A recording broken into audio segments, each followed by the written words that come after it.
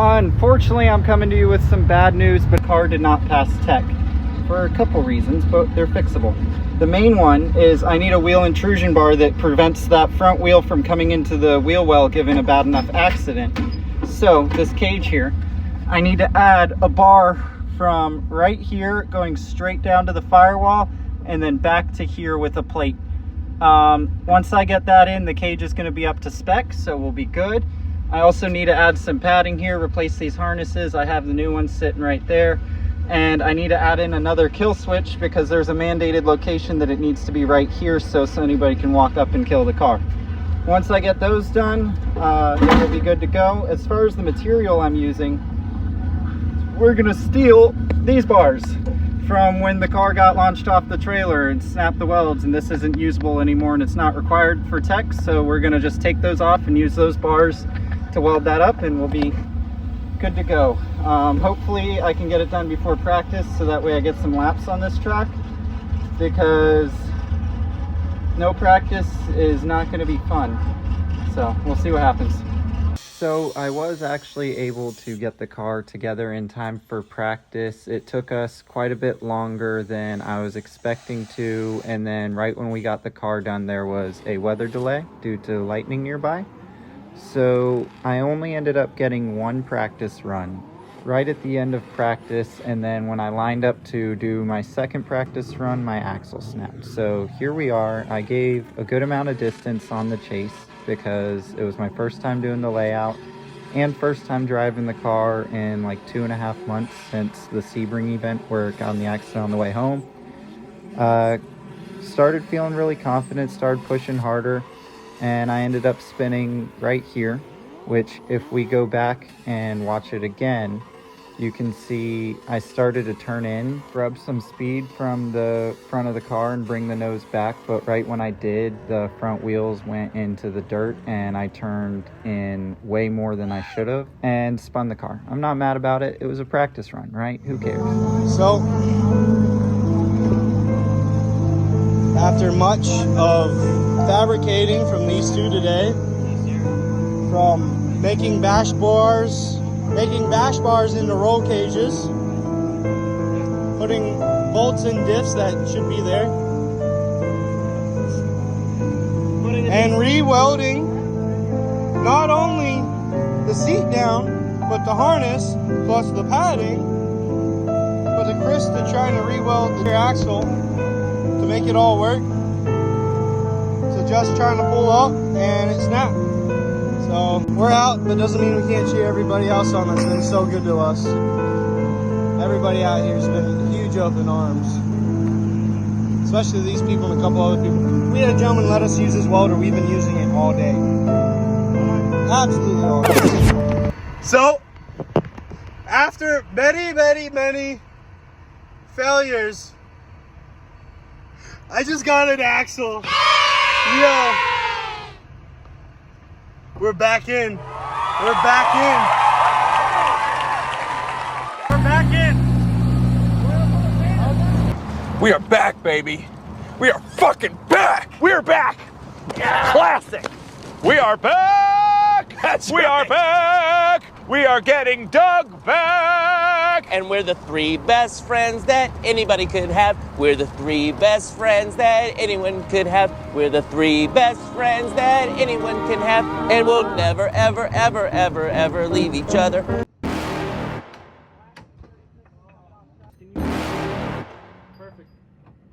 You're never gonna make it, you're not good enough. There's a million other people with the same stuff. You really think you're different? Man, you must be kidding. Think you're gonna hit it, but you just don't get it. It's impossible, it's not probable, you're irresponsible. Too many obstacles, you gotta stop it, yo. You gotta take it slow, you can't be a pro. Don't waste your time no more. Who the fuck are you to tell me what to do? So, we thought we were out of this race.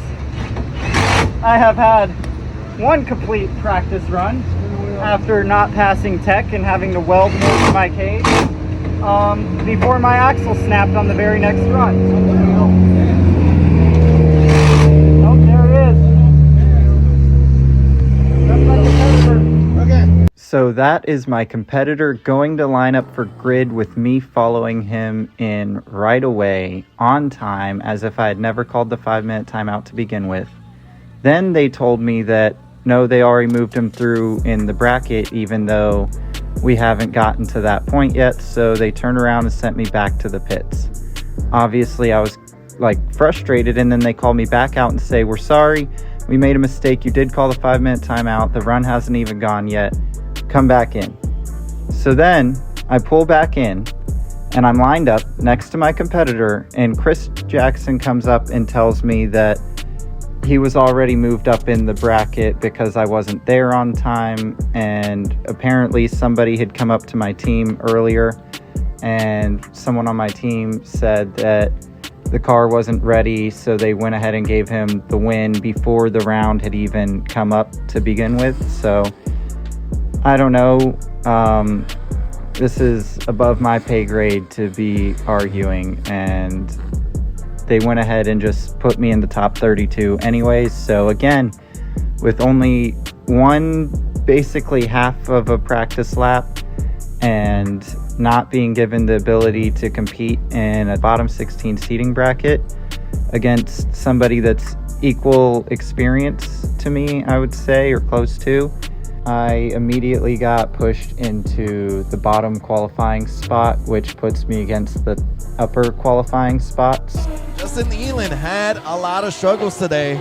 He had to get his car spec'd out for the tech inspections. He had to cut out a bash bar to kind of weld it into his car so he could get it passed through.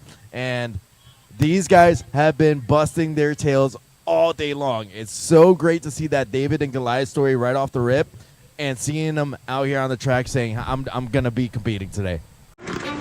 Let's go. Welcome to the main event. Applying pressure, but I promise I ain't make it then. In their heads, living free. I ain't paying rent. Wake up in the AM, making cheese like Mercedes-Benz. These guys have been busting their tails all day long. It's so great to see that David and Goliath story right off the rip, and seeing them out here on the track saying, I'm going to be competing today.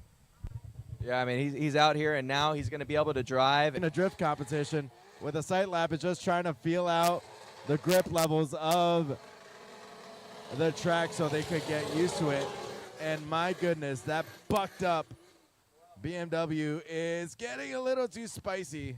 Almost made contact with that wall, but he knows how the track conditions are, and I think he's going to get himself situated. Yeah, so just confirming, too, that was just as an official confirmation, a sight lap both drivers are getting now. And we're going to continue with that down the road for the rest of the bracket as long as the conditions are still like this, because as I was saying earlier, I mean, these guys have been driving and with it really hot out, then it started to cool down. They are going from the most amount of grip they've had all day to the least. So on this track, especially never having felt it or experienced it wet before, they're going to need to feel it out. But it looks like this possibly could be our lap right here. Duarte coming out here. Nice initiation from Duarte. Getting super close to the wall. And then locking.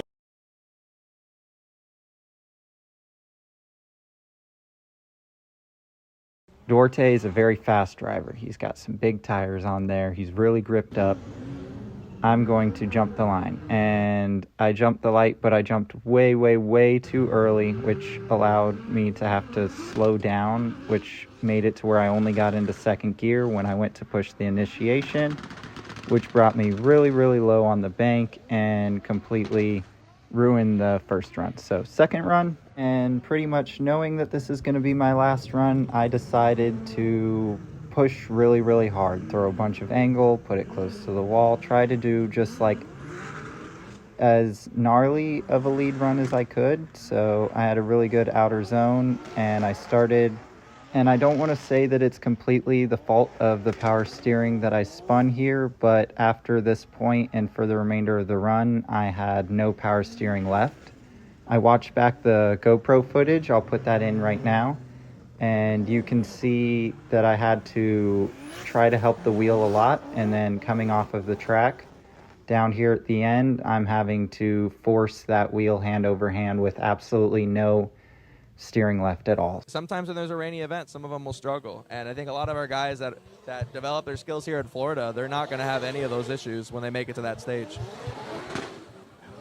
Justin Leland going out, filling out the first out of zone. Duarte bobbling a little bit. Not sure if he should keep that proximity, but he's still keeping there. Oh, Justin Leland over rotates Duarte saves himself.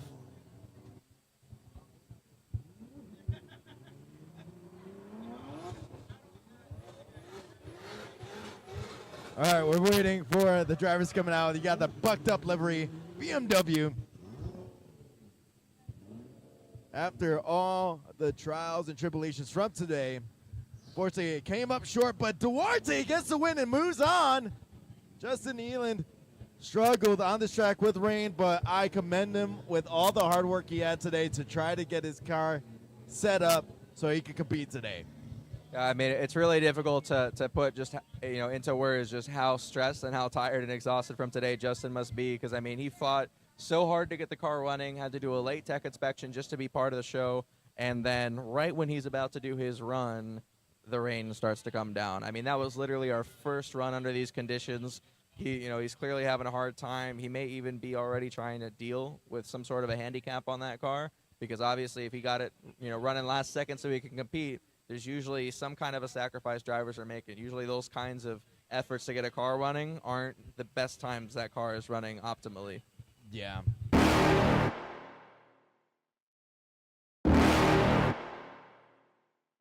You're never gonna make it, you're not good enough. There's a million other people with the same stuff. You really think you're different? Man, you must be kidding. Think you're gonna hit it, but you just don't get it. It's impossible, it's not probable, you're irresponsible. Too many obstacles, you gotta stop it, yo. You gotta take it slow, you can't be a pro. Don't waste your time no more. Who the fuck are you to tell me what to do? I don't give a damn if you say you disapprove. I'm gonna make my move, I'm gonna make it soon. And I'll do it cause it's what I wanna fucking do. Cause all these opinions and all these positions, they come in millions, they blocking your vision. But no, you can't listen, that shit is all fiction. Cause you hold the power as long as you're dreaming.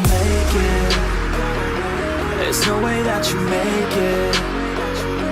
And maybe you can fake it, but you're never gonna make it. Aren't you just gonna take that? Make them take it all back. Don't tell me you believe that. Aren't you just gonna take that? Or will you fucking fight back?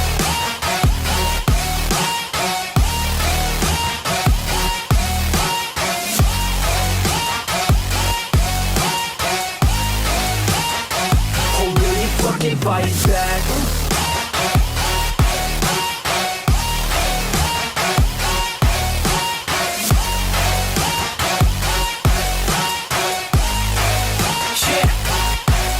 You ain't gonna make it, you ain't never ever gonna break it. You can never beat them and they're better than you face it. Thinking that they give a damn, you're not thinking straight, kid. No, they don't give a damn, you got what I'm saying? I'm not fucking playing, I'll give it to you straight, man. There's too many others and you're not that great, man. Stop what you're saying, stop what you're making. Everybody here knows that you just faking. Nah, I don't wanna hear it anymore, I don't wanna hear it anymore. All these fucking thoughts, they are not what I need anymore. I'm about to shut the motherfucking door on all you poor ass haters with your heads in the clouds, talking out loud so proud. You better shut your goddamn mouth before I do more, speak out. It's about to head south. You're never gonna make it. There's no way that you make it. And maybe you can fake it, but you're never gonna make it. Aren't you just gonna take that? Make them take it all back. Don't tell me you believe that. Aren't you just gonna take that? Or will you fucking fight back?